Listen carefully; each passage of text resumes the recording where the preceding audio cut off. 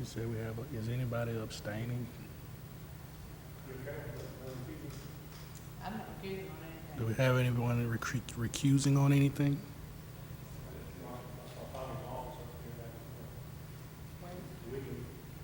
What?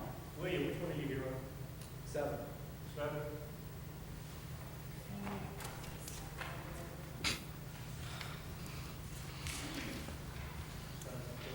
Well, I had him check that. Apparently he didn't check it very pleasant. Are you there from the office? Yes. Yes. I'll be reducing on number 7. I texted Mary. What's that? I texted Mary. Sorry about that. It's always one to tell you. I'm sorry.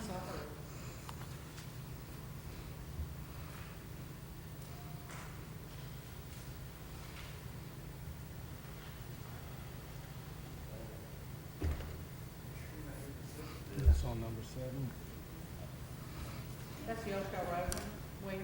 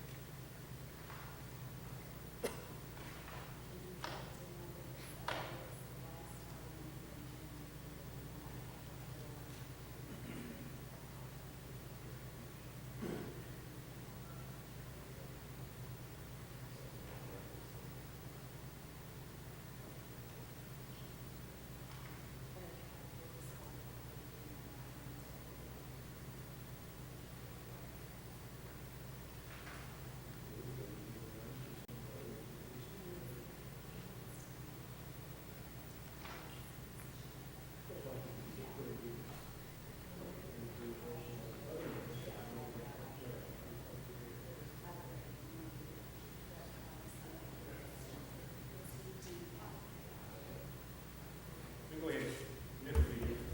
All right. In the interest of time, here are abbreviated rules. If you have been diagnosed with COVID-19, live with someone diagnosed with COVID-19, or have symptoms of COVID-19, you are prohibited from attending this meeting and are required to leave now. I guess you're okay. If you come to the podium to speak, you are required to maintain social distancing practices, 6 feet. This includes distance from other members of the public and staff. We have 2 sessions within our meeting, the public hearing session and deliberation session. During the public hearing session, we will hear a maximum of 4 people in support of an application and 4 people opposed to an application, with each person limited to 5 minutes each. Each person must give their name and address for the record. Once the opposition has concluded, the applicant will have 2 minutes in which to rebut. On routine applications, the chairman will ask if the applicant is in agreement with staff recommendations. If the applicant is in agreement, the chairman will ask if there are any comments or questions and proceed accordingly. During the deliberation session, there is no public input from the audience unless so allowed by the chair, as this is a session for discussion amongst the commission members with input from the staff as necessary. If you have questions regarding a decision or the steps to appeal a decision, please email planning@cityofmobile.org. At this point, silence all cell phones and devices. Roll call. Myself here, Ms. Libby Latham. Here. Mr. Alan Cameron. Here. Mr. Matt Anderson. Here. Mr. Nick Umberger. Mr. Cart Blackwell. Mr. Jay Stubbs. Here. Mr. Goodlow. We have a quorum. His name. Okay. We have a quorum.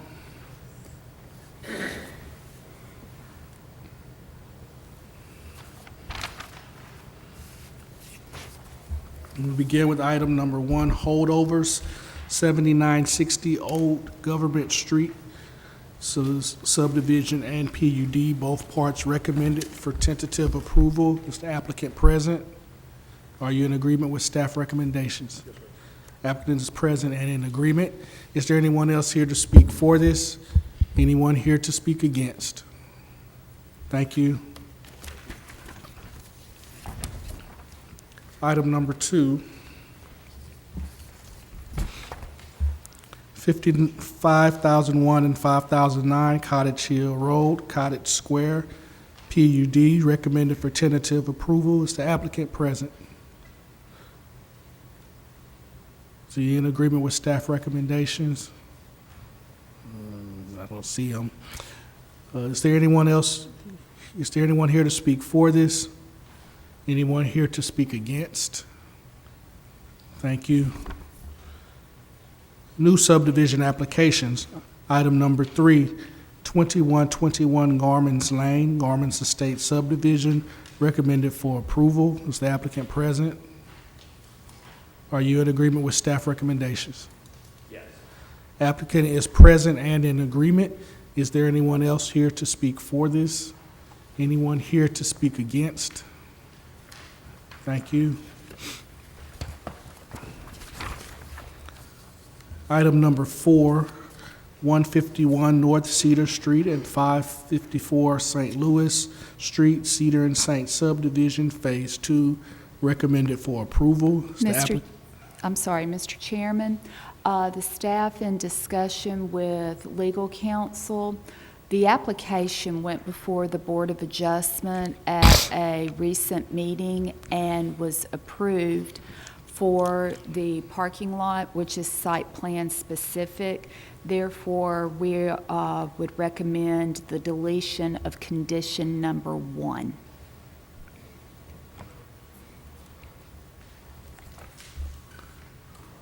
Item number 4 is recommended for approval with deletion of condition number 1.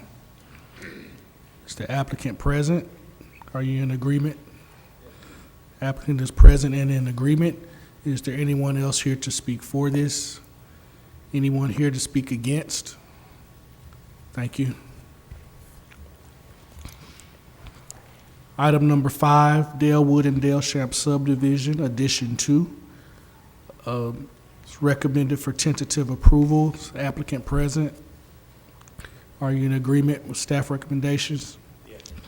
Applicant is present and in agreement. Is there anyone else here to speak for this?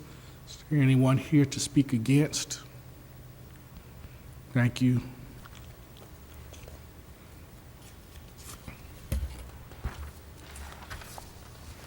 Item number 6, new sidewalk waiver application. 1643 Varner Drive, A&B Electric. This request by staff is recommended to be granted. Is the applicant present? Are you in agreement? Applicant is present and in agreement. Is there anyone else here to speak for this? Anyone here to speak against? Thank you. New plan unit developments applications. At this point, Mr. Chairman, since Mr. Einberger is not here yet, staff would recommend that you close the public hearing session, go into deliberation session to consider items 1 through 6. Okay. At this point, we will pause and close public hearing, open deliberations on items 1 through 6. Beginning with holdover item number 1, 7960 Old Government. We'll split it into 2. Subdivision portion first, which is recommended for approval. Is there a motion? This one has to have condition. Oh, no, it doesn't. All right. Properly moved and seconded. Any discussion? All in favor? Aye. Opposed? Part A passes. Part B is recommended for approval. Is there a motion? We have to have finding of fact.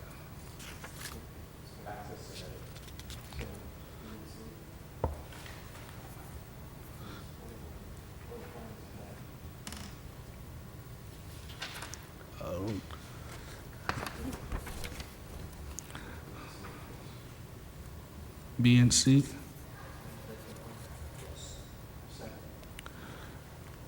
Properly moved and seconded. Excuse me, for clarification, that's adopting the findings of Facts. facts, C, B, and C? Yes. Okay. I'm sorry, repeat that, please? Findings of facts were adopted, item, finding of fact B and C. Thank you, sir.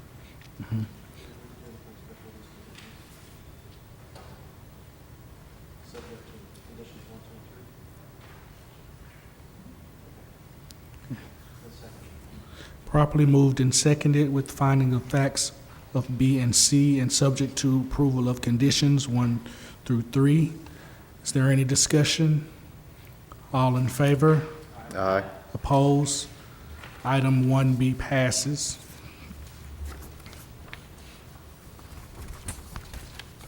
Item number 2, Cottage Square, PUD, recommended for approval. Is there a motion? Move to approve subject to staff recommendations with findings of fact A, B, and C. Second.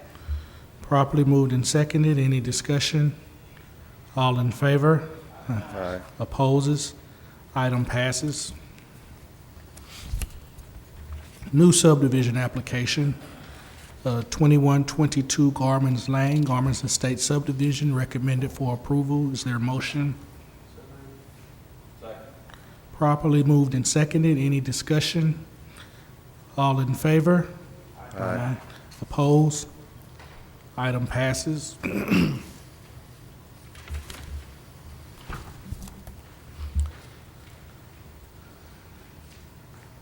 Item number 4, 151 North Cedar Street and 554 St. Louis Street, recommended for approval. To approve, subject to staff recommendations with the removal of item number 1. It's a- Properly moved and seconded. Any discussion? All in favor? Aye. Opposed? Item passes. Item number 5, Dalewood and Daleshamp subdivision, addition 2, recommended for approval. Is there a motion? So moved. Properly moved and seconded. Any discussion? All in favor? Aye. Opposed? Item passes. New sidewalk waiver applications, item number 6, 1643 Varner Drive, A and B Electric. It's recommended that the sidewalk waiver be granted. Is there a motion? Properly moved and seconded. Any discussion? All in favor? Aye. Opposed? Item passes. Sidewalk waiver is granted. That closes deliberation on items 1 through 6.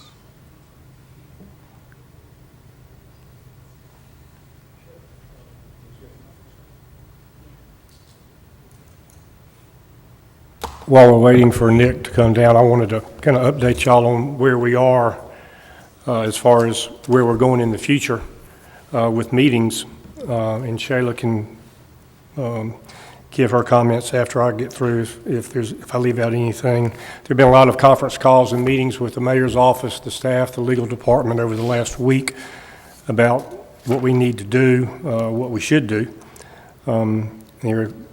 We have to consider the federal government's mandate of no more than 10 people gathering, Governor Ivey's edict yesterday that government bodies can hold meetings remotely via telephone or video conference. Mayor Stimson's desire to keep the city moving and development moving. The applicants' desire to get their approval and keep their projects going. And most importantly, the health of everybody concerned, you and the people that come down here. We don't have an answer yet. It changes every day. We had a conference call this morning and kind of had a plan on how we would move forward, but we've gotten more information from the League of Municipalities today as far as some legal opinions and what other cities are doing. The last thing we want to do is just shut down, but we might end up doing that. We'll keep y'all informed daily as far as what we think, or when we finally make a decision, we're going to let y'all know ASAP. I imagine that decision will be made in the next day or two. I think we've got all the information we need, and we'll just figure out what's the best plan for citizens and the city. Shayla, anything to add?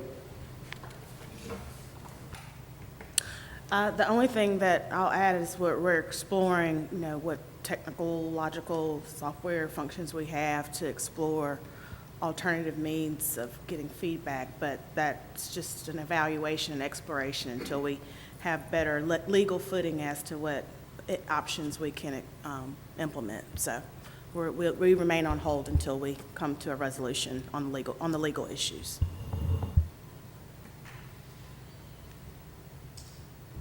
Jason, I see the big draft of the new code. Yeah. I can't hear you. What are we supposed to do with it? Oh, Yeah. I'll let,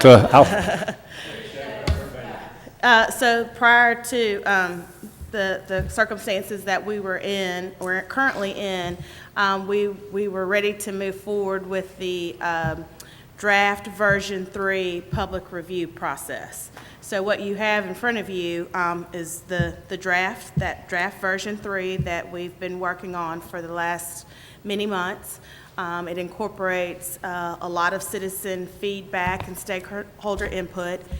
We received over 1,000 comments relative to this document, so a lot of staff time spent making the most appropriate and necessary revisions to the draft code. As the COVID-19 situation began to escalate, we decided not to move forward with the public comment period. So the general public has the ability to pull all of this information down and off of the mapformobile.org website. They can peruse all of the articles and revisions. They can even give comment specific to the information that's in front of them right now, but we have not moved forward with the 30-day review process. We have sent this information out to our email distribution list, so those that have been tracking along with us for the last 3 years are aware that this draft document is uploaded to the website. We encourage people to review it. We encourage people to provide us comment. We will receive any online or written feedback and record that, but the important point to note is that the 30-day review process has not been initiated, specifically because that involves a lot of community meetings and stakeholder meetings in conjunction with this process. We are, again, exploring an alternative interface to be able to communicate with the public relative to this process should the COVID-19 matter not resolve itself quickly. But again, we're evaluating what tools we have in place and what tools we can employ. But should the timeline or schedule be revised, we will communicate very, very quickly to the public, alerting them that the 30-day review process has been initiated. So because we are in this informal stage, some of those alternative tools that I spoke of could possibly be employed, but we're just in the process right now of determining what best ways we can use to implement those. So if you've got a little downtime over the next days, this would make for some great reading. It is 150 pages lighter than the version 2 draft was, so we've really taken a lot of effort to try to streamline it. Just a couple of things. In the package, you'll see a document that says what you'll see in UDC version 3. I like to refer to this as the Reader's Digest version. What we've tried to do is explain the process, give you some of the highlights, but hopefully specifically tell you where you can expect to see changes, what was our rationale for making those changes, and references in the 2 documents on where you can find those specific bullets. So I like to think that it's an easy read, 8 pages as compared to over 100 within this document, but it's a good way to really summarize what the UDC is intended to accomplish.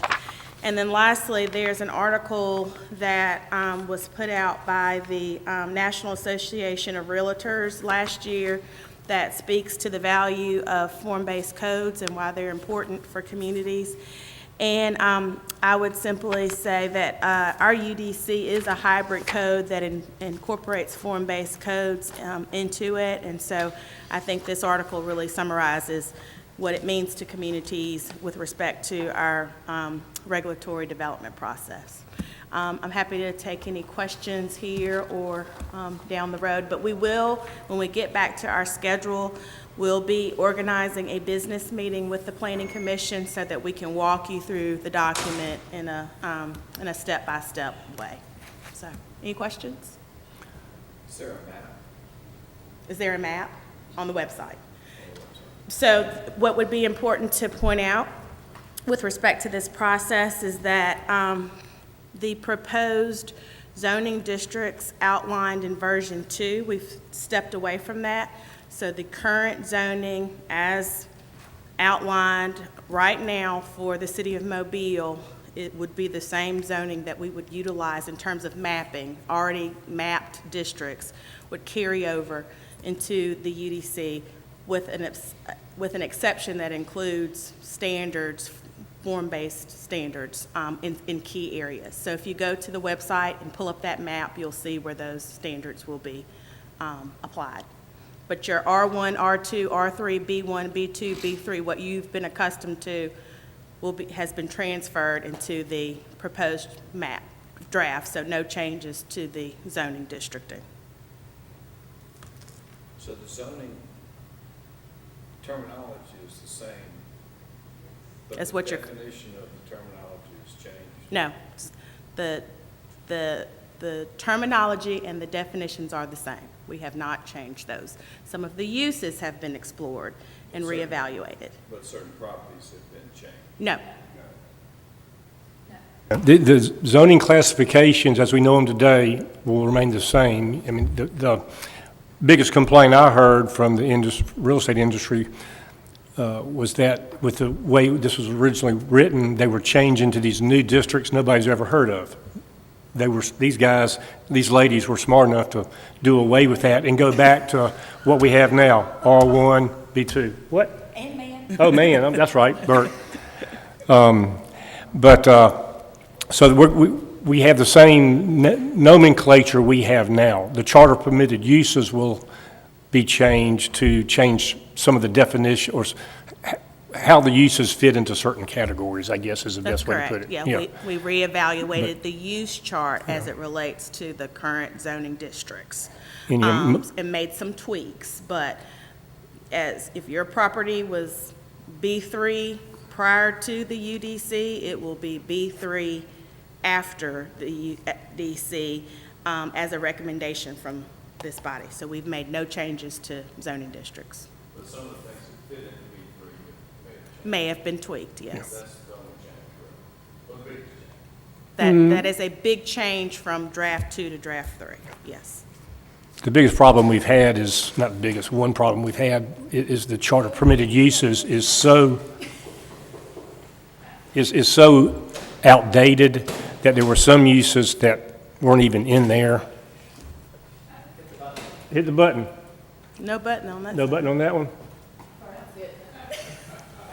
So the charter permitted uses will be a lot more user-friendly to where it'll just be more updated, is the best way to put it, I think. Yeah. Is that Nick? Okay.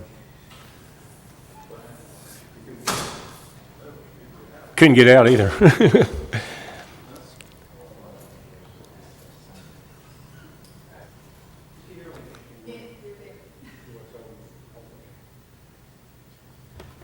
Unless anyone from the commission has any immediate questions about the UDC, Mr. Chairman, we can move back into the public hearing to pick up item number 7. At this time, we'll reopen public hearing for new plan unit development applications.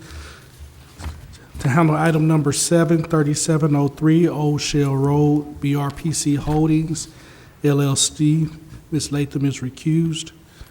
This item is recommended for tentative approval. Are you in agreement with staff recommendations? Applicant is present and in agreement with staff recommendations. Is there anyone else here to speak for this? Is there anyone here to speak against?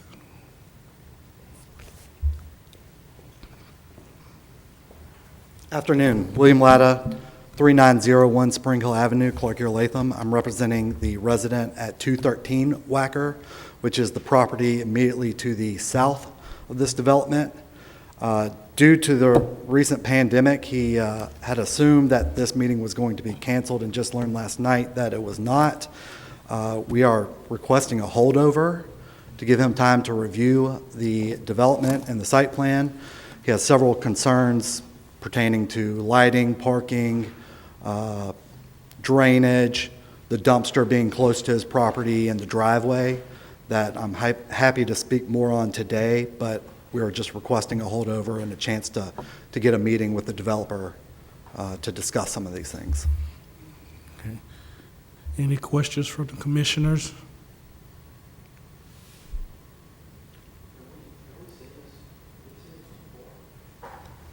Yes, sir. You've had a re-subdivision as well as a rezoning on this.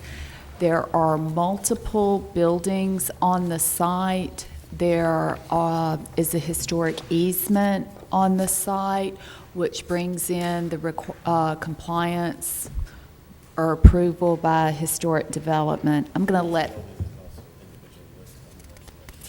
let Bert speak more in depth to it. So the site has not yet received any site plan specific approvals before the Planning Commission. So this is their first application that is site plan specific. You have the main structure, which is closest to Old Shell Road. Directly behind it, you have a structure that was formerly used as the kitchen.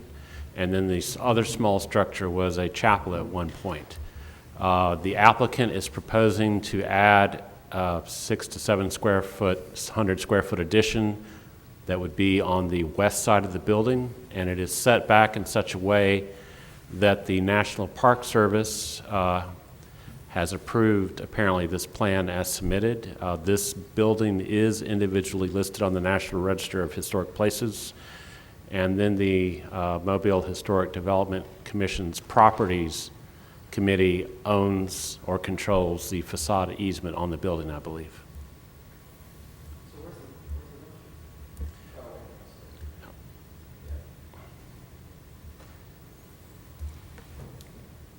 What's the bottom building?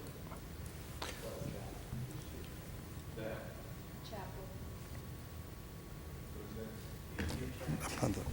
Chapel, no, originally it was used as a chapel, is what they're saying. What the future use of it is, I have no idea.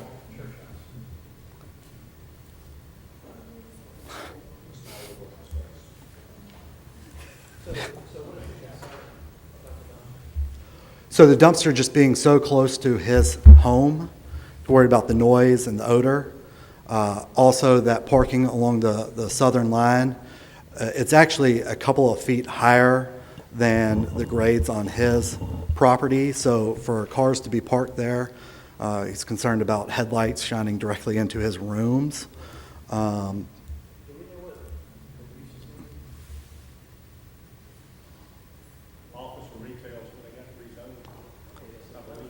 Correct. You know, Yeah. additionally, I mean, they've got Yeah. approximately double their required parking on this site. It would only require 10 or 11 spaces per the code, and I believe he's got 21. don't I remember there was a buffer in the original site plan? Like 20 feet from off the property lines first. Well, rezonings are not site plan specific. So if there were no conditions specifically requiring a buffer along the property line, which I do not recall that there were, then none is required other than the standard 10-foot residential buffer. And the way the zoning ordinance is written, you can place parking in the 10-foot residential buffer, but you could not place the dumpster there. Also, on this site plan, I'm assuming that is a vegetated screen on that southern property line, and the neighbor would prefer a privacy wall? There's a 6-foot-high fence noted in addition to the vegetation. Okay. The dumpster is set back further than the depth of the parking stalls, which are at least 18 feet.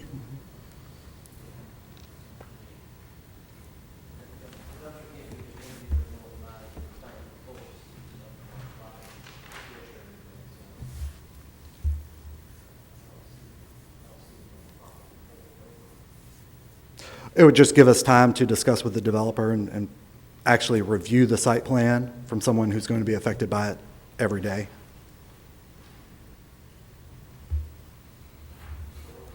With the, To the next meeting. if they spoke with the developer and they wanted to change something on the site plan, would they have to go back for another approval?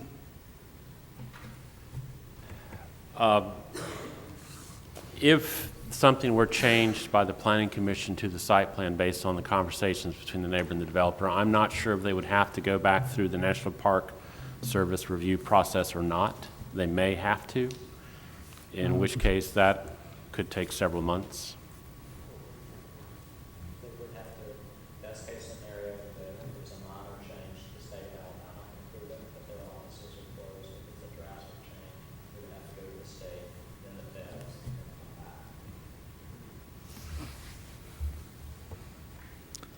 And is that regarding any of the amenities or locations of anything on the site? I mean, because as it's drawn right here, we know that's going to have to change because those ADA spaces cannot be constructed per code in that orientation because there's no access aisle for that third ADA space.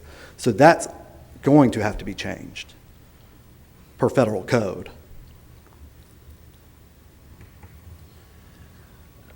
Because they have an excess number of parking spaces, the reduction of one of the parking spaces to provide a compliant access aisle for accessibility would not, I don't think, be a major issue as it relates to the overall approval of the site plan. But, you know, at this point, I'm not sure what other changes the Park Service would be interested in if something else more drastic than that was proposed. Well, and that's generally just what the question is what changes would require the Park Service to reapprove it, you know, what can still be discussed with the neighbor. Like I said, this would just be a one-meeting holdover to allow him time to review the site plan and have a conversation with the developer. Good. Very specific, when the developer's here now, you could go talk to them right now and know what those specific concerns are. Well, but he's not here at this meeting. But you don't actually met with him, but you know what's going on. I generally know what he's concerned about, but as getting into specific details about materials or vegetation or location of the dumpster, what would be acceptable to him, no, I don't.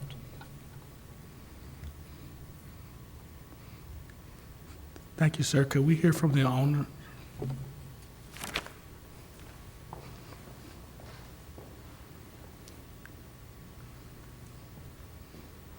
Good afternoon. Andrew Prescott, Burton Property Group, 41 West, I-65 Service Road North. As stated, we have been through, we've worked with the MHDC, the state, and the National Park Service to get to this point. I believe the dumpster pad, I'm sure we could maybe go to trash cans instead of a dumpster pad. I think that'd be amenable. As far as the parking, that would I have to get, that'd be above me to get that changed. But I don't know, like, if that would require if we agreed to that change, if that would have to be approved by the National Park Service. How, I guess the question becomes, if you were held over, how does that affect your, to this point, you've gone through a lot of hoops. Yeah, we have jumped through a lot of hoops at this point. I mean, I think the next meeting's in 2 weeks. I mean, if it is still held, is that correct? April 2nd. I mean, our office is closed. We are working remotely for now, but I'm sure we could do some sort of a conference call with the concerned citizen. While we were sitting here, I tell you, these things are changes every 15 minutes. I just got an order from the state health officer that effective as of 5 o'clock today, all gatherings of 25 persons or more, or gatherings of any size that cannot maintain a consistent 6-foot distance between persons are prohibited. So that puts another wrinkle into what kind of meetings we'll be having, if any, in the future. Holdover could, I don't have a dog in this fight, but holdover could be 3 months, who knows? And also all beaches are closed. If I may, we will be glad to sit down with the homeowner next door at a later date. Not saying we can change everything, but we will try to address their concerns. Mm-hmm. Yes.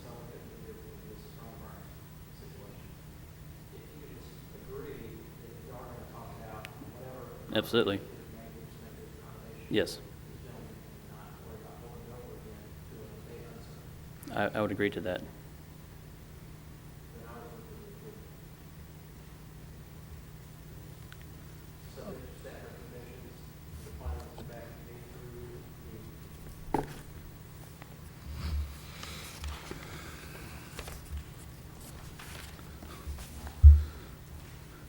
Currently have a motion. Is there a second? Second.